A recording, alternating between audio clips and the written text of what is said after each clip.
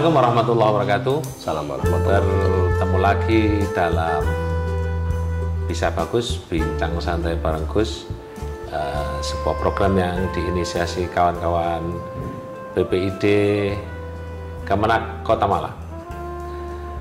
Kali ini kita ngobrol bareng ini kawan, saudara.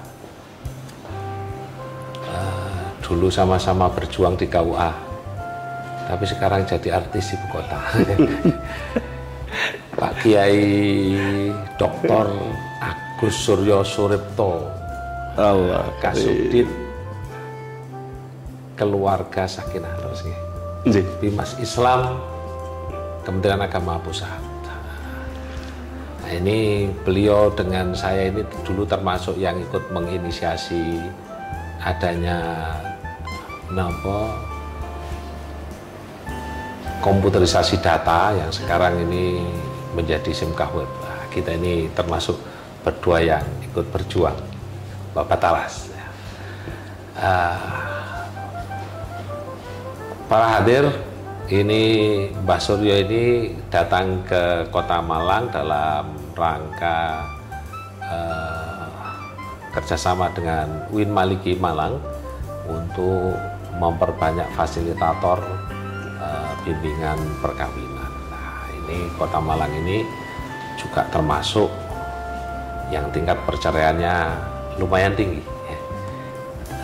Kalau Kabupaten Malang bahkan mungkin tertinggi kedua setelah Indramayu. Kalau tidak salah begitu ya. Nah, ini tugasnya beliau ini. Assalamualaikum Mbah Suryo. Kita biasanya manggilnya Mbah.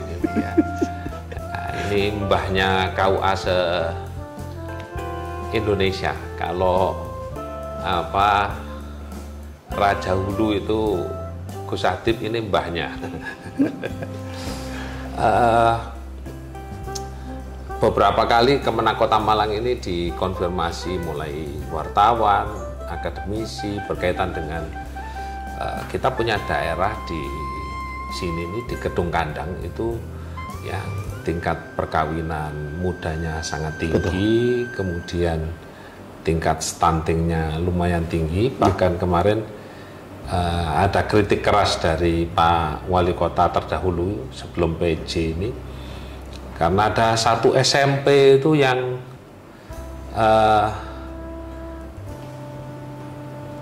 60% siswanya itu IQ rendah, sehingga butuh pendampingan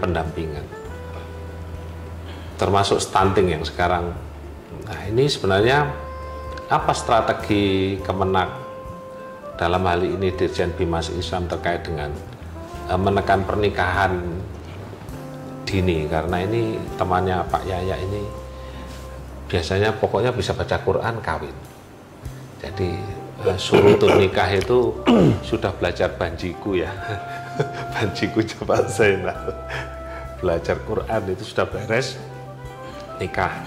Nah, ini apa strategi sebenarnya yang dilakukan oleh Kemenak Pusat? Baik, ngeten Gus. Jadi negara kita itu menghadapi masalah serius soal keluarga, yang masalah ini saling berkelindan antara satu dengan yang lain. Ada 4 masalah keluarga yang di beberapa tempat sudah sering saya sampaikan. 4 masalah ini menjadi sebab musabab pada masalah yang lain. Yang pertama adalah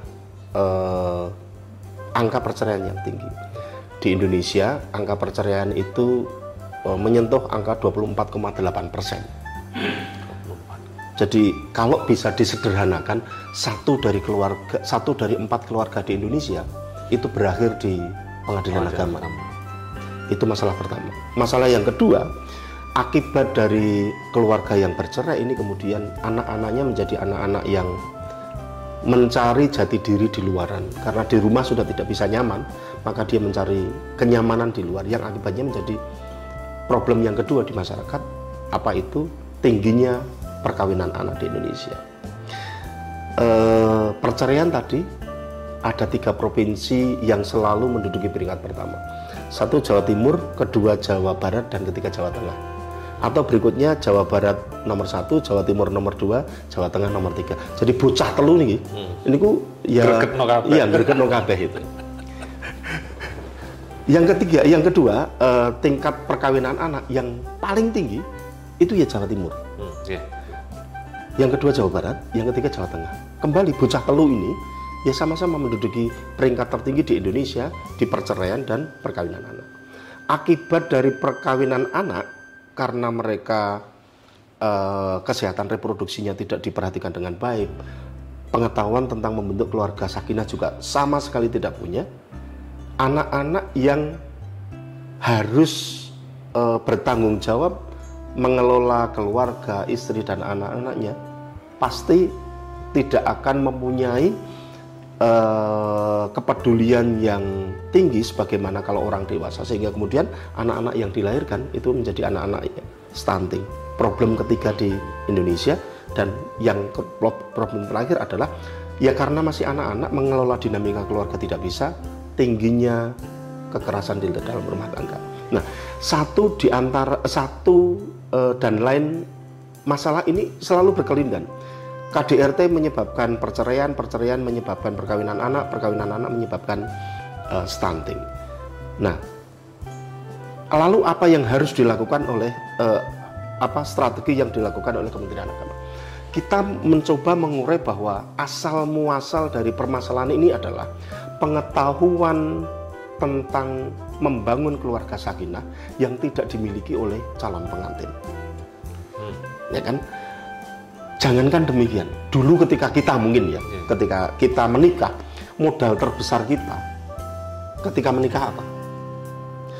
Mungkin yang normatif begitulah, yang cita-citanya rada belgedes begitu kan, idealis begitu, mengikuti sunnah Kanjeng Nabi kan begitu, ngibadah kan begitu. Padahal ketika kita menggunakan normatif ini, ketika bertengkar dengan istrinya, cintanya mengikuti sunnah Kanjeng Nabi kadang-kadang menjadi luntur.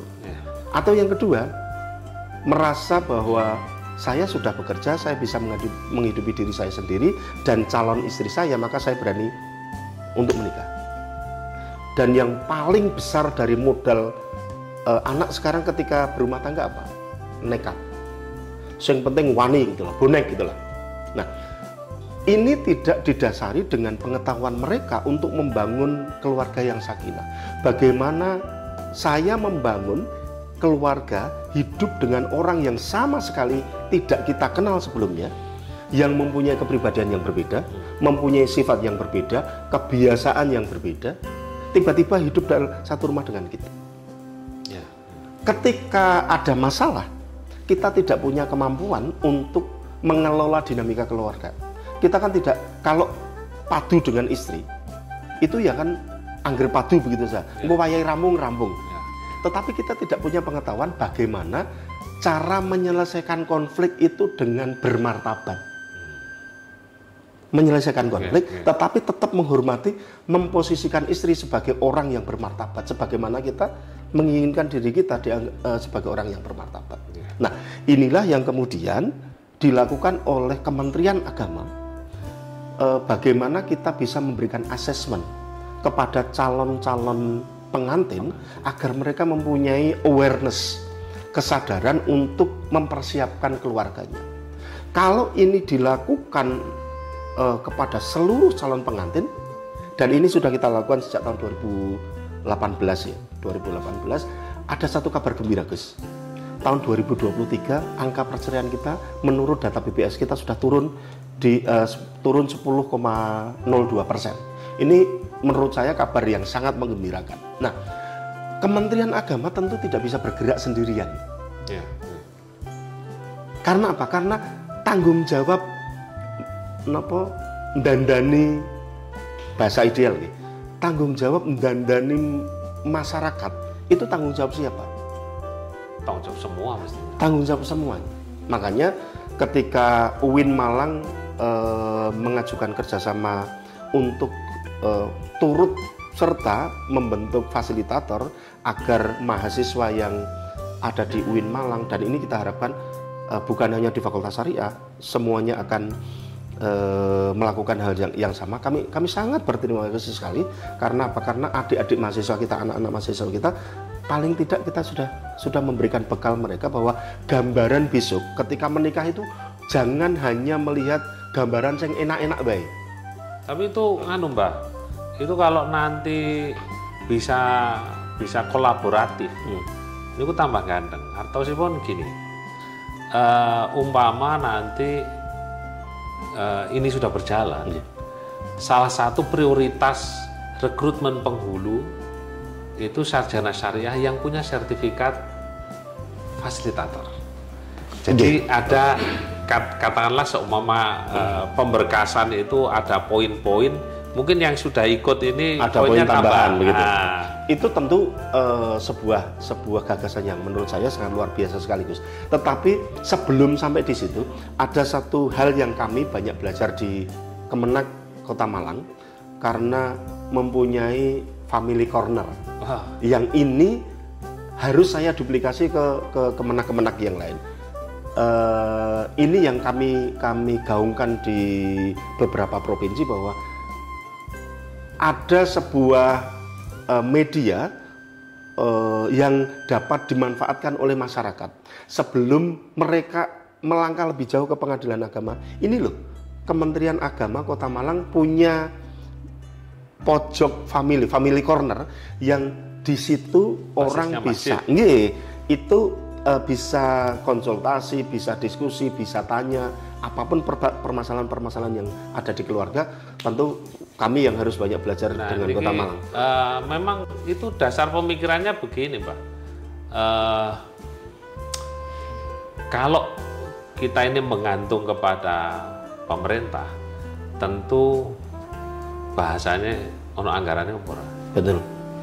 Jadi selama ini kita kan betapa sedikitnya orang kawan-kawan penghulu kita di KUA itu yang punya kemudian inisiatif ketika tidak ada anggaran, saya tak cari bikin acara yang tanpa anggaran. Itu kan sangat kecil. Maka sementara inisiatornya Family Corners, Prof. Mufida itu juga ternyata sama dengan kita bahwa ini tidak bisa diblok nonang pemerintah. Ya. Jadi karenanya, dan termasuk pernikahan dini, kenapa Jawa Timur? Karena Jawa Timur banyak pesantrennya. Di pesantren itu semangatnya Mbah, daripada berzina ya nikah saja. Iya. Nah ini yang pengen kita hapuskan perspektif mereka yang salah. Kan tidak bisa kemudian daripada berzina menikah, itu kan salah. Daripada berzina, ya jangan berzina. Kan begitu. Bukan daripada berzina menikah. Itu kan ngilmu manteknya kan rodok geser itu lah ya. Kan ngaten. Daripada pacaran, daripada berzina, ya lebih baik tidak pacaran. Kalau itu kemudian mendekatkan kepada zina kan gitu. Nah, ini yang sedang kita sosialisasikan kepada generasi muda, terutama yang mohon maaf teman-teman yang dari kelompok-kelompok hijrah, mereka yang mempunyai perspektif bahwa ngibadah ta'aruf begitu ya, dengan perspektif ya nikah muda itu asik. Siapa bilang nikah muda itu tidak asik sama sekali? Karena nikah muda itu jangan yang dilihat hanya gandengan tangan halal di mall, kemudian bisa rangkulan halal di berbagai tempat begitu. Itu hanya enaknya saja. Menyederhanakan masalah. Betul. Sekarang kalau kemudian ada masalah, konflik, dan mereka tidak punya pengetahuan tentang itu, yakin kita sudah terlalu banyak contoh anak-anak selebritis yang dari tokoh-tokoh ustadz begitu, yang nikah muda, toh akhirnya tidak kuat menjalani dinamika keluarga dan mereka bercerai. Nah, ini khusus untuk perkawinan anak, konsentrasi kita memang ada di Jawa Timur. Karena Jawa Timur, Kabupaten Malang, Kota Malang, Pasuruan, Bojonegoro itu tapal kuda lah. Itu yang jumlah peristiwa kawin anaknya sangat tinggi, dan itu bisa dititeni. Kalau satu Valentine Day, 3 bulan setelah bulan Februari pengajuan dispensasi kawin di pengadilan agama pasti tinggi.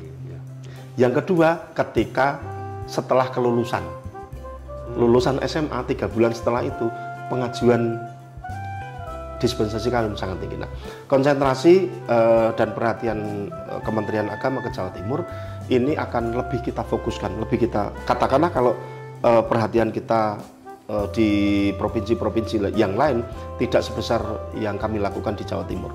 Nah, tentu kami sangat memberikan apresiasi kepada Kementerian Agama Kota Malang yang menginisiasi terbentuknya Family Corner yang nanti akan kita duplikasi di beberapa provinsi, bahkan yang sekarang mengajukan juga Provinsi Jawa Tengah, meskipun itu tempat saya dulu, Gus, begitu. Nah, itu. Nah, yang tidak kalah penting adalah begini. Kita ingin sekali mendorong teman-teman yang ada di KUA itu punya giroh di mana bahwa anggapan kalau tidak ada anggaran tidak bisa jalan. Zaman panjenengan tasik nem rien gitu. Zaman masih muda dulu. KUA itu kan tidak ada biaya operasional. Betul. Kepala KUA penghulu itu tidak punya jaspro dan transport. Tapi ngecat kantor ya iso. Dandani plafon ya iso, bayar listrik ya iso. Kenapa sekarang tidak bisa? Kalau kemudian beberapa kegiatan itu bisa kita kolaborasikan dengan pihak lain. Misalnya begini, ada contoh baik di teman-teman KUA di Yogyakarta, mereka bekerja sama dengan pemerintah desa. Jadi untuk pemanfaatan dana desa itu ya. Betul. Jadi begini, BIMWIN itu filternya tidak di KUA karena asalnya calon pengantin itu kan dari desa. Remaja itu mereka pembinaannya bukan ada di KUA, tetapi ada di desa. Nah, teman-teman penghulu, kepala KUA, sekarang banyak bekerja sama dengan desa menggunakan anggaran dana desa. Mereka memberikan pembinaan, justru malah mendapatkan honor. Kalau dilaksanakan di KUA, kepala KUA tombok. Nah, itu dilaksanakan di desa. Nah, ini kita juga memberikan contoh-contoh baik ini ke beberapa provinsi supaya dapat diduplikasi. Jauh sebelum jenengan punya program apa itu yang anak sekolah itu apa? Bimbingan Brus, bimbingan remaja usia sekolah macam-macam. Zaman saya jadi kepala KUA Klojen dulu kita punya KUA Goes to School. Ya. Itu kita datang ke sana untuk jauh itu baru jadi Brus. Hanya kemudian itu tadi basis anggaran kita itu kecil dan kawan-kawan sekarang ini sudah dinimbulkan dengan betul. Sesuatu itu. Salah satu efek negatifnya itu. Nah, untuk kami punya program KUA Goes to Campus.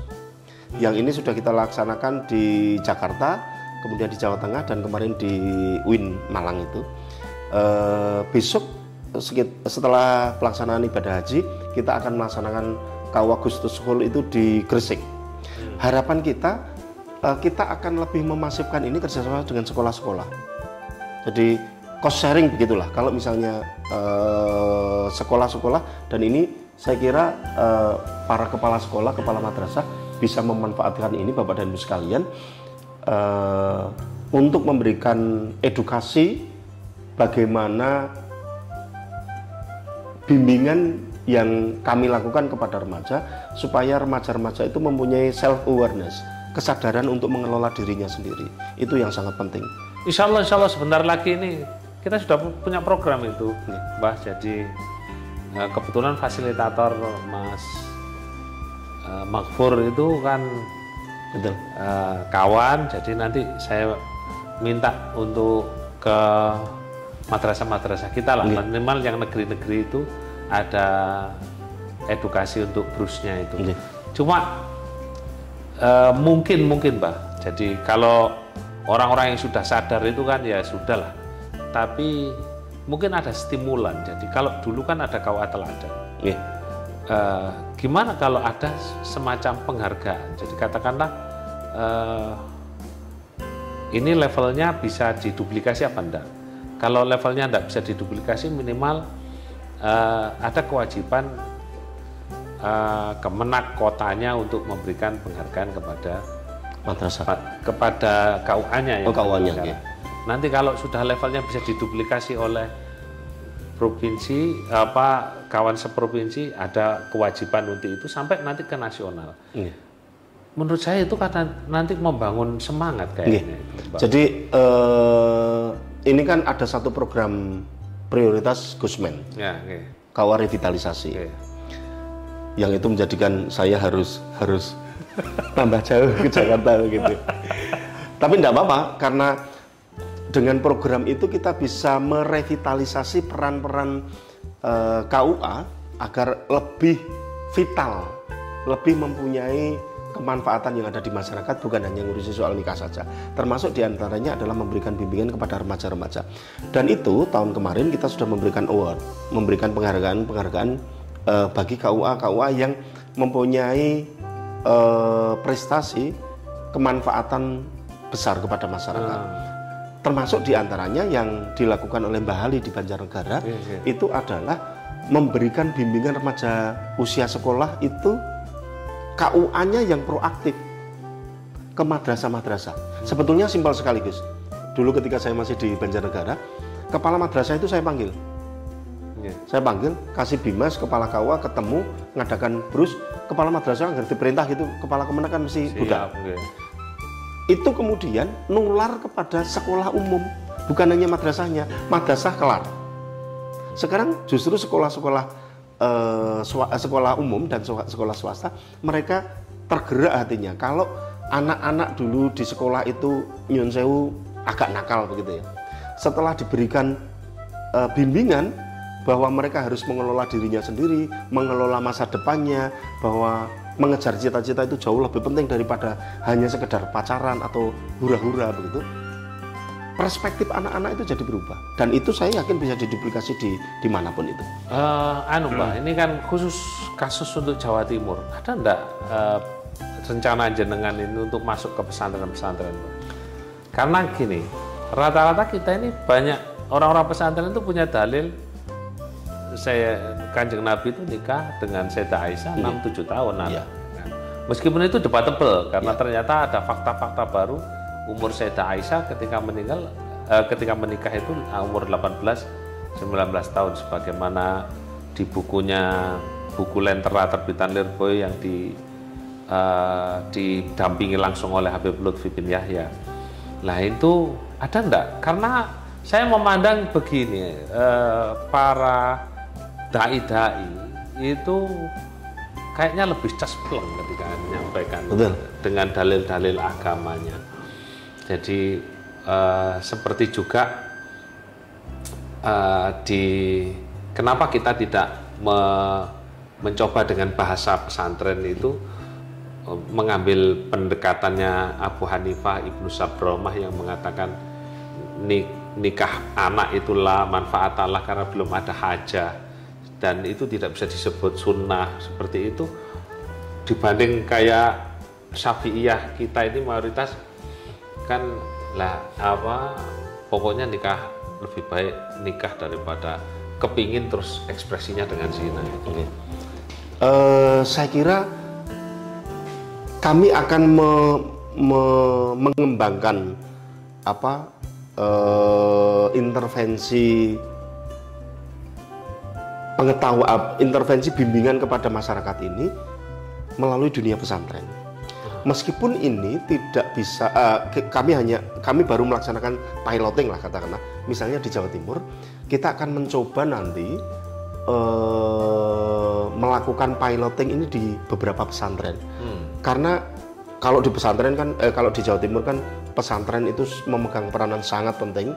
Ngendikane kiai itu jauh lebih didengar daripada hanya omongannya Kasubdit kan begitu kan.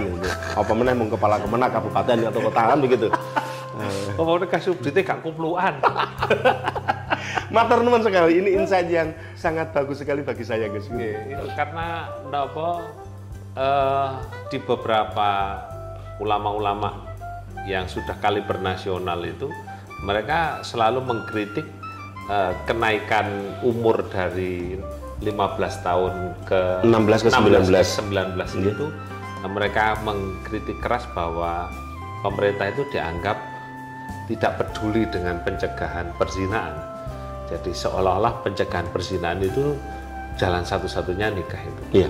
Nah, itu makanya kalau ada mungkin loh niki mungkin loh Mbah. Jadi subdit keluarga sakinah itu gandeng subdit pondok pesantren. Kan ada anggaran halakoh pesantren. Mungkin fikih peradabannya itu yang sedang digaungkan itu agak dibelokkan sedikit, peradaban bagaimana memahami bahwa sebuah untuk beradab itu mengawali pernikahannya itu bukan sekedar syahwat di usia muda, tetapi ada kesiapan-kesiapan. Saya kira ini bukan dibelokkan, Gus, tetapi memang begini. Salah satu program prioritas nasional itu adalah pencegahan perkawinan anak. Karena madorot dari perkawinan anak itu sangat besar sekali, rentetannya sangat luas sekali. Maka tadi yang saya matur ke panjenengan bahwa kita akan menjadikan piloting begitulah. Jadi fikih-fikih peradaban yang sudah dibahas itu kita kembangkan ke fikih perkawinan gitu. Yang perspektifnya bukan hanya menyalurkan syahwat, itu bukan kemudian menikahkan anak manusia di usia anak-anak, tetapi menyalurkan syahwatnya itu dengan ekspresi-ekspresi yang berkualitas dan berprestasi. Saya kira terlalu banyak aspek yang bisa kita garap kalau hanya untuk mengganti saluran syahwat menjadi saluran berprestasi itu kan. Kalau di mungkin gandengan tangannya semakin banyak gitu. Kurang gandengan tangannya kurang banyak, seolah-olah saya melihat Mbah Suryo ini tua di subdit keluarga sakinah. Kalau kita tidak segera menggandeng banyak orang untuk menyelesaikan ini, karena ini saya ingat betul dari dawuhnya Roh Mufidah itu adalah ini masalah kemanusiaan. Kamu manusia atau bukan? Kalau kamu manusia, kamu harus peduli dengan sama manusia. Ini masalah kemanusiaan. Harus diselesaikan. Terima kasih, Gus. Berapa menit sudah?